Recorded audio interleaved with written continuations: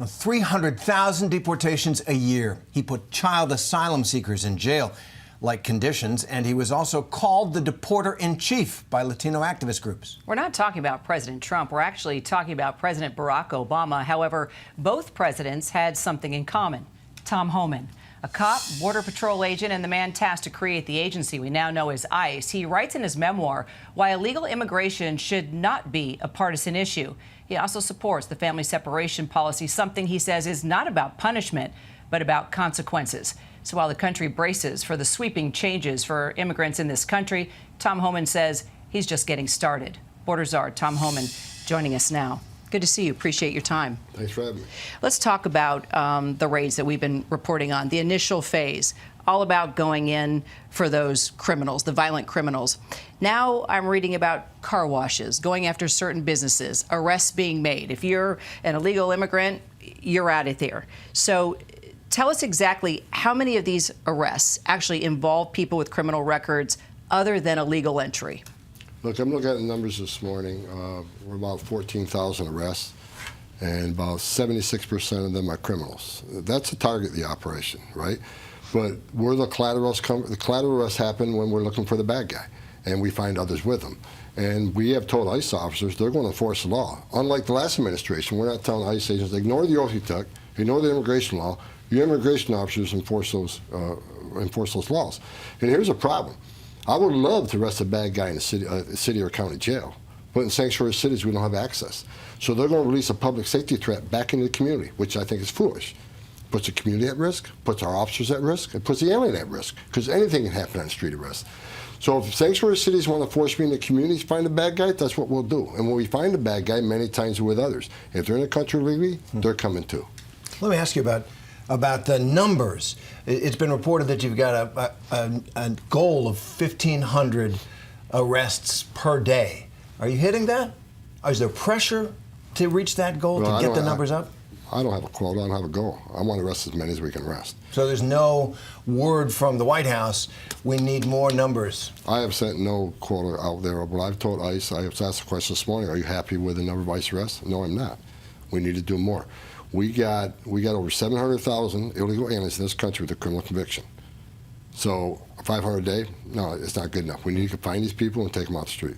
You talk about taking down the violent criminals, the gang members, but then the illegal immigrants at places like the car washes and other businesses. What's your message to businesses if they have these folks working for them right now?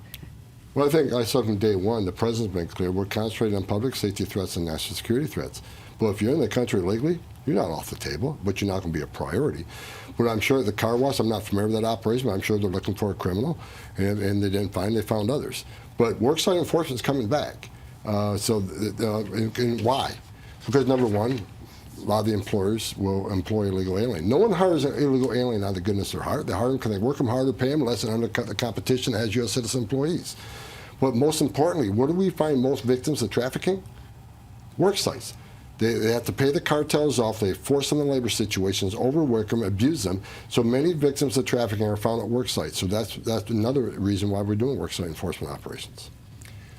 So during the campaign, President Trump talked about going after hardened criminals, right? The worst of the worst. Is that really who you're finding right now? The Washington Post, we were just talking, has a story about a man who's been in the country 24 years. He's got 4 children here. Works at a chicken processing plant, which, you know, sometimes get hard up for labor. And he had one conviction of driving without a license. And he's now being deported. Is that really what you want to do? 2 things. The priority right now is public safety threats and national security threats. And everybody we go to arrest, when we arrest a public safety threat, we know exactly who we're looking for, more or less where we're likely to find them, and other information. We have his criminal history, we have his immigration history. These are planned enforcement operations. It's not a sweep. We're not going through the neighborhood looking for people different than us. These are well-planned, investigated leads. Then we go out and look for the person we're looking for. But that person you just mentioned, is in the country illegally? Yeah. He shouldn't be here. He's got 4 kids. He's working. If we want to send a message to the whole world, it's okay to enter the country illegally. It's a crime, but don't worry about it. Hide out long enough and have a U.S. citizen child, you're immune. If that's the message we send to the whole world, they're going to keep entering this country illegally.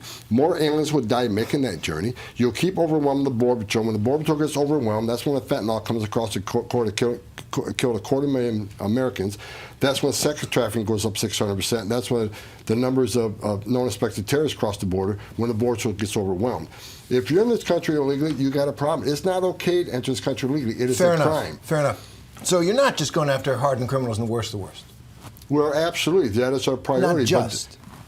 That is our priority, but that doesn't mean everybody else is off the table. If we run into somebody who's not a priority, we will enforce the immigration law.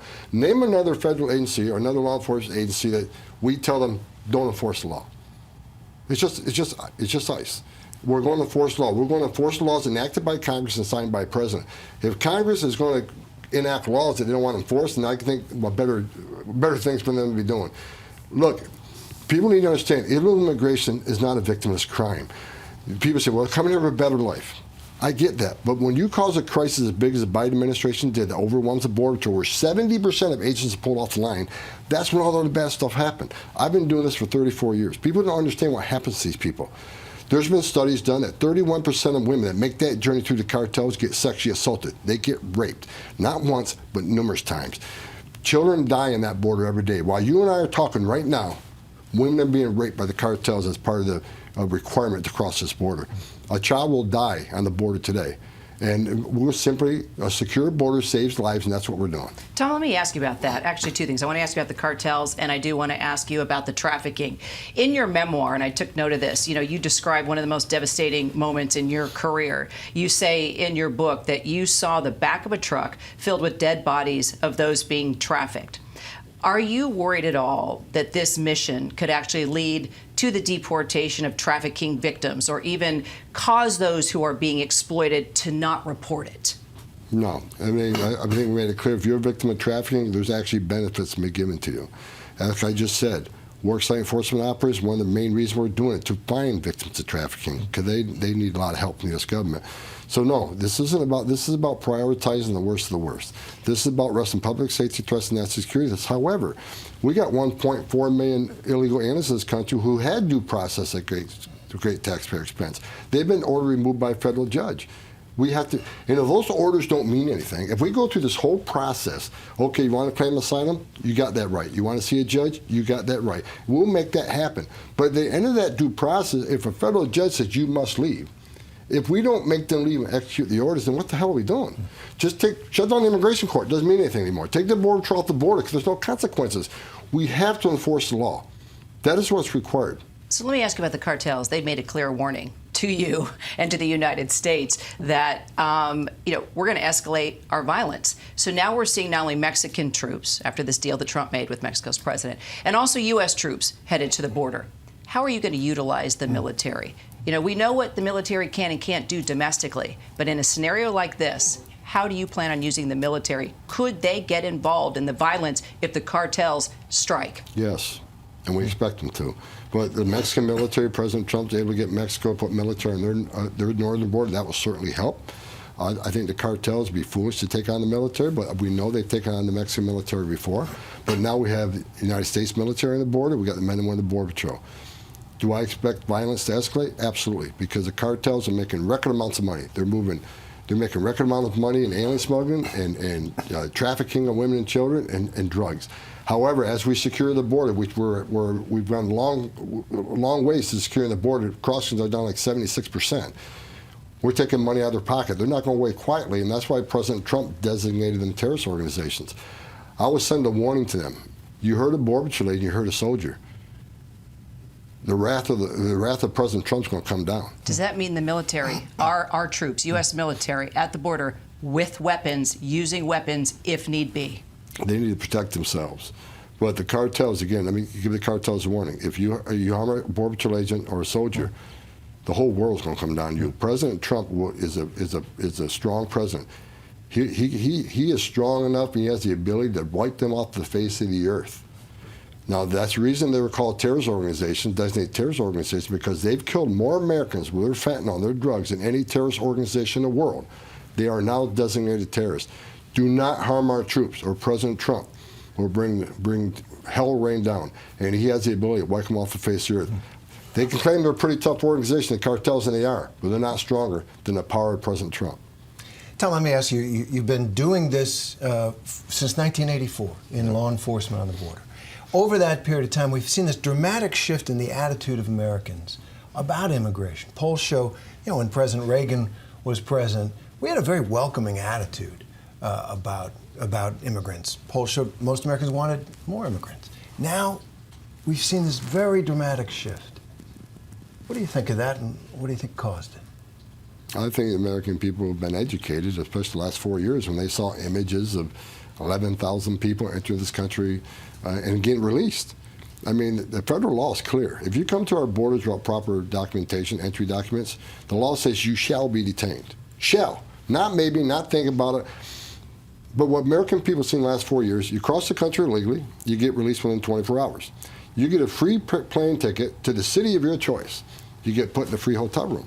You get 3 square meals a day. You get free medical attention. And in about 90, 120 days, we're going to give you work authorization, which is the real reason they came here. They're not coming here escaping fear and persecution. When you send that message to the whole world, they're going to come to the greatest nation on earth. I think people are realizing, so when you overwhelm the border patrol, and that's the message I keep pushing, it's not just innocent illegal immigration. When you overwhelm the border patrol and take them out of their national security job because you're making sandwiches, changing diapers, making airport runs, doing all this humanitarian stuff which they need to do, that's when the fentanyl came across, killed 250,000 Americans. That's when sex trafficking happens. When they create the gaps in the cartels knows this. So the cartel knows, okay, the border patrol is overwhelmed. Now let's send a group of 100 family units to this area so with the 30% left on the border, we'll seize that opportunity. Now we create gaps. Now we can run the gang members and those carrying fentanyl and those sex and trafficking women. They got a wide open area now. This is the unsecured overwhelming of the border has created all these other bad things to happen. And I think Americans are being educated at that. They understand it isn't just illegal immigration anymore. There's a whole ugly underbelly. I'll say it again, women get sexually assaulted. While we're talking right now, they're being sexually assaulted. Secure border saves lives. Let me add this. When President Trump had illegal immigration down 90%, when 90% less people were coming, how many women weren't being raped? How many children didn't die crossing the border? How many Americans didn't die from fentanyl overdoses because the border was locked down? How many no-inspected terrorists didn't make it in the country? How many women and children weren't sex trafficked? Secure border saves lives. You clearly, you make it very clear that you are all about taking down evil, getting rid of evil, and kids getting trafficked. You've seen it firsthand. But, at the same time, you're talking about deporting families back to dangerous countries. How do you square that? Deporting back to dangerous country. What country is dangerous? Well, it's all the countries that they're fleeing from.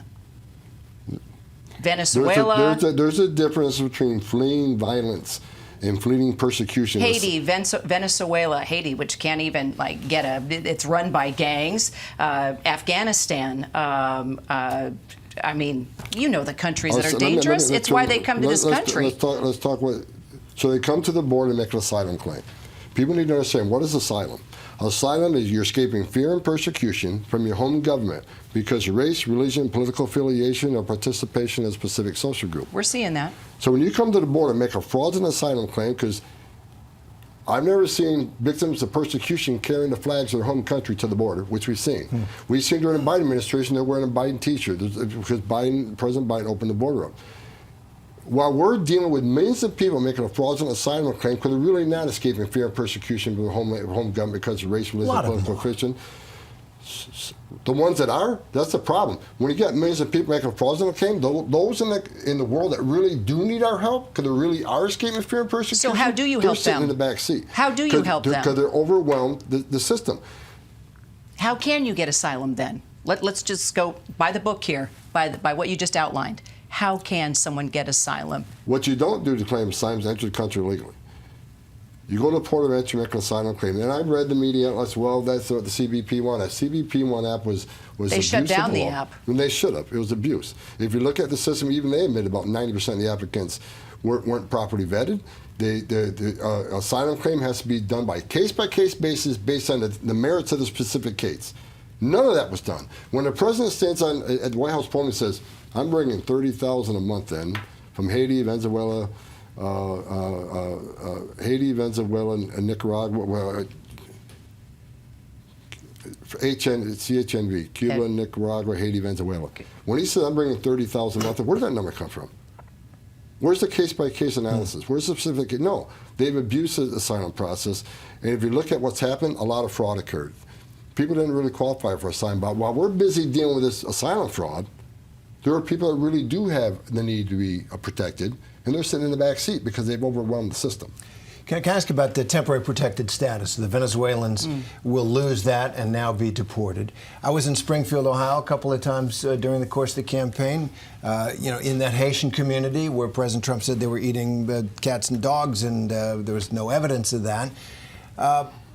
They have settled in that community, and it has accepted them. They're performing important tasks. That community is growing. It was flat on its back.